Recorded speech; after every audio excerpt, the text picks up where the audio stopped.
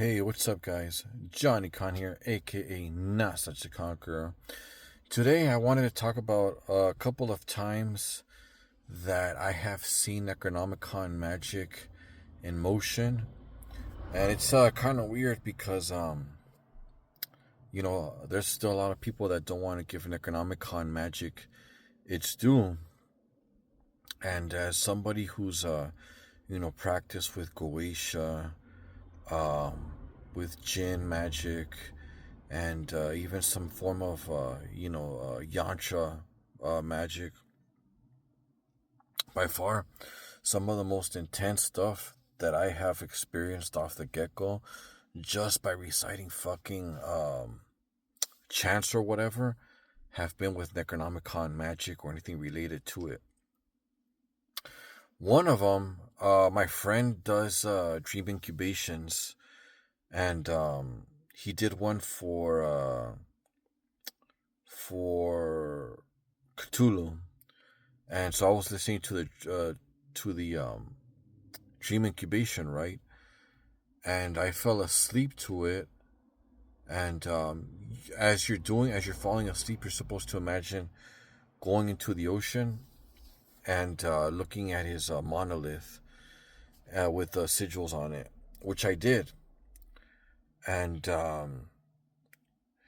it's weird, because I did that, and I had like the strangest dream. I had a dream of basically between life and death. It was that serious. Usually, anything related to the Necronomicon, dreamlike, is serious. It's usually something where you feel like you're being tested, between life and death, and that's what this was. I had a dream that we were like, I was walking high up on some planks, almost like way up in the sky. It's like you couldn't even see like where the planks, where the bottom was. All I knew was I had a feeling that if I fell off the plank, I would die. So I don't know if I was being tested or what. And I basically, I'm all like, fuck it. I'm just gonna shimmy my way.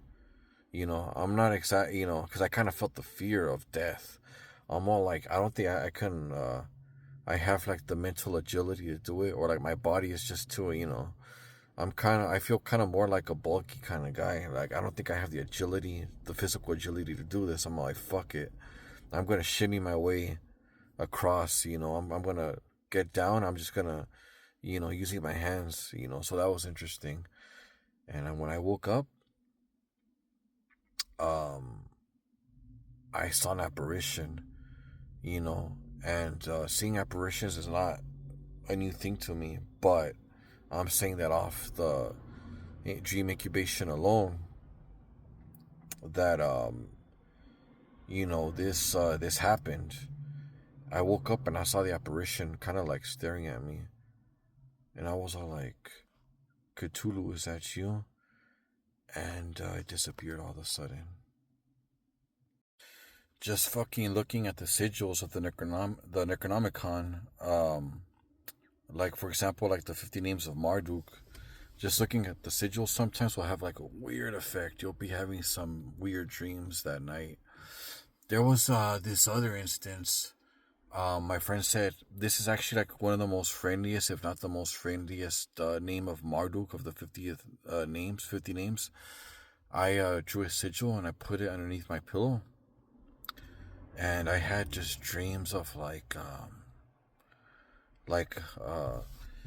was like in a cave, and the structure was kind of like from Indiana Jones, kind of like the Last Crusade at the end, where that structure's carved into the mountainside. Now that's actually an actual place, but actually in this dream it was kind of something like that, and it was like I was visiting some old Mesopotamian, uh, some kind of Middle Easternish old structure or construct or something. It was really weird, but it was really cool at the same time. Oh, this one is awesome. This actually happened twice. Again, my friend, because he's the one that's really into the necronomicon, and he kind of is got me into it. There was this other one where he gave me this chant. It was given to him, I think, in meditation or something, and it's to basically get in touch with Cthulhu. He said, recite this chant over and over again as you're going to sleep. So I did. I imagined saying the chant. I imagined going into the ocean, seeing Cthulhu's monolith with the sigil on it over and over. Bro, like the effect was almost instantaneous. Like I just felt like I was being transported to like a whole other fucking dimension. And it's like I could see like the ocean floor almost. You know, it was just weird. I can't even. I really wish I wrote it down, but it was almost instantaneous the way that it happened. Um, so yeah, if you're very logical minded, even if you're into the occult, you're all like, how can Necronomicon magic be real or whatever, right? Because they say it's quote unquote fake. But man, I think Lovecraft was tapped into some ancient knowledge. That and a combination of just people actually doing the rituals as described in the book, that they already charged up the sigils in there, the words, the invocations already charged up with a certain energy. Just by that alone. You know, the way that tarot cards are infused with energy. And speaking of which, I'm gonna give you a little advertisement. My new book is already out. It's called The Art of Astral Warfare. I'm gonna put the link down below. This is my first real occult book. You'll get tips on psychic vampirism, um, tarot magic in regards to attack and defense. Um, what else? Um, some other like little things you can employ and what to employ, and all around motivation and a couple of other things. All right, so be sure to check it out. It's out now. Okay, thank you for listening to my TikTok/YouTube. Peace.